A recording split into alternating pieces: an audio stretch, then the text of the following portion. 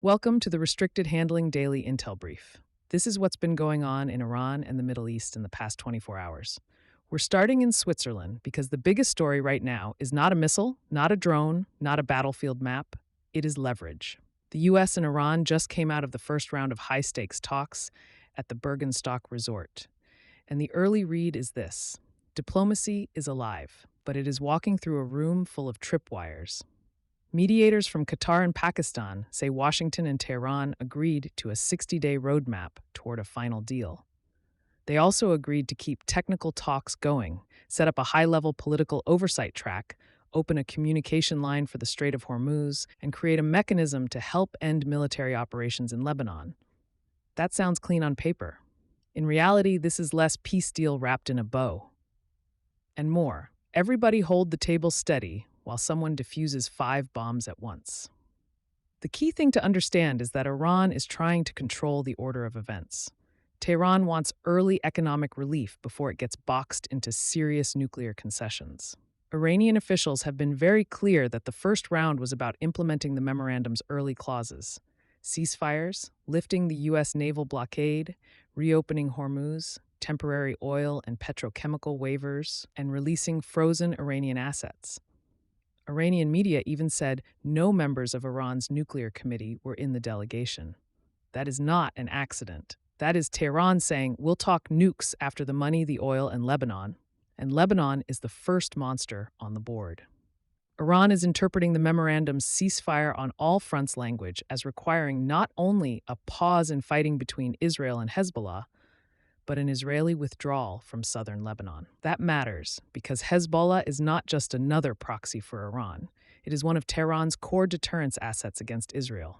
If Washington can pressure Israel to pull back, Iran gets to walk into the next round saying it protected Hezbollah and preserved the axis of resistance. If Israel refuses, Iran can say the U.S. failed to deliver and delay nuclear talks. That is some high-end diplomatic jujitsu. Israel, meanwhile, is not exactly moving like a country eager to be choreographed by Washington's Iran strategy. Prime Minister Benjamin Netanyahu has said Israeli troops will remain in the southern Lebanon security zone for as long as necessary.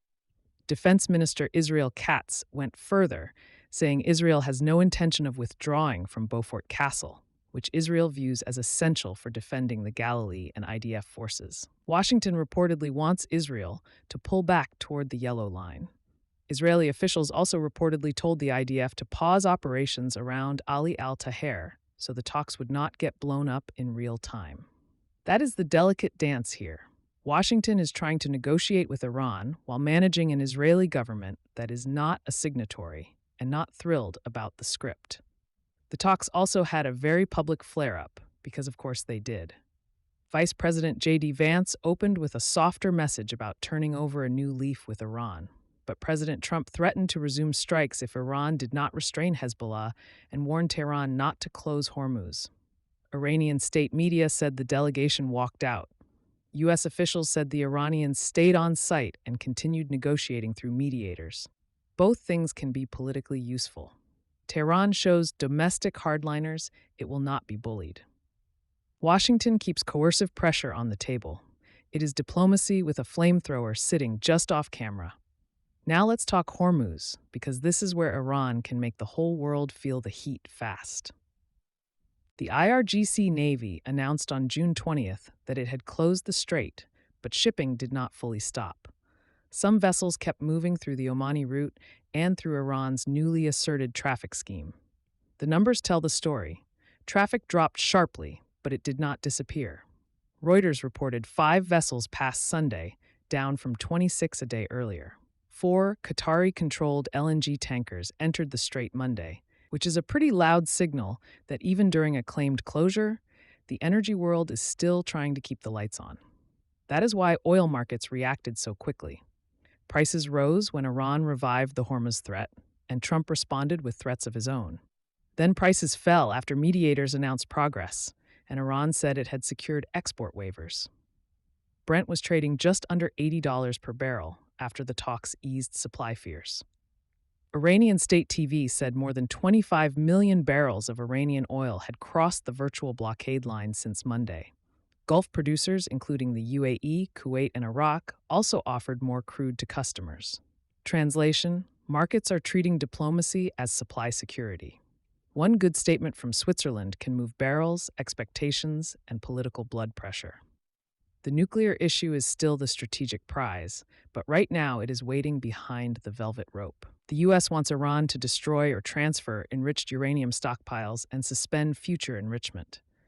Iran appears more open to downblending uranium inside the country and pausing enrichment for roughly a decade. Washington reportedly wants something closer to 20 years. That's a big gap. And once you add sanctions relief, frozen assets, reconstruction funding, Hormuz rules, and missiles into the same conversation, this becomes less like a negotiation and more like the season finale of a prestige drama where every character has a secret folder.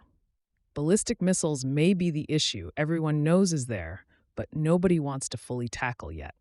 U.S. officials initially emphasized limits on Iran's short-range ballistic missile program, which is a major Israeli concern.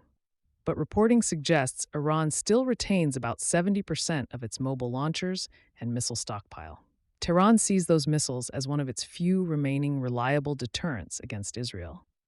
So hard caps are going to be very difficult unless Iran gets something enormous in return, and nobody is handing out enormous for free. Inside Iran, the regime survived the war, but now it has to survive the aftermath. That may be harder. The war created a wave of nationalist cohesion and a belief among many Iranians that the country endured the confrontation.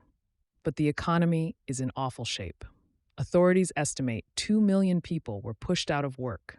Inflation reportedly hit 77%, and the public is still carrying the trauma of thousands of protesters killed earlier this year. The new supreme leader, Mojtaba Khamenei, reportedly wounded during the war, has not yet publicly laid out a domestic agenda. That silence matters. Iran's internal factions are also maneuvering. Mohammad Bagher Ghalibaf, a conservative and the parliament speaker, is leading the negotiation track. The Revolutionary Guards have supported the deal's economic recovery logic, but hardline media are already sniping over whether talks with Washington are strategic consolidation or dangerous weakness. That is the Iranian elite version of a family group chat going nuclear, except the stakes are sanctions, oil, and national survival. Gaza and the West Bank remain volatile pressure points around the larger diplomacy. Israeli strikes in Gaza killed at least 6 people, including Al Jazeera cameraman Ahmed Wishaw and at least 1 child. Israel accused Wishaw of being a Hamas sniper operative. Al Jazeera condemned the strike as part of a broader pattern of targeting journalists. In the West Bank, Israeli soldiers shot dead 2 Palestinian teenagers near Beit Umar. The Israeli military said they were throwing firebombs and burning tires near Karmei Sur. Palestinian sources identified the dead as 15 and 19 years old. These incidents may not drive the U.S.-Iran talks directly, but they keep the region politically combustible. One last strategic signal. India and the UAE are reportedly in fast-moving early talks over BrahMos supersonic cruise missiles and the Akash-Tir air defense system. That is a big deal. The UAE already has major U.S. systems, including THAAD, Patriot, and ATAC-MS. But after the Iran war and Hormuz pressure, Abu Dhabi is clearly looking to diversify. India gets a potential defense export win. The UAE gets more supplier options. Thanks for listening. If you value clear, consistent analysis, leaving a review or a comment helps others discover the show. We also publish a daily intel brief on Substack, restrictedhandling.substack.com, offering deeper coverage on Russia, China, Iran, the Middle East, and the DPRK. Appreciate your time. Have a great week.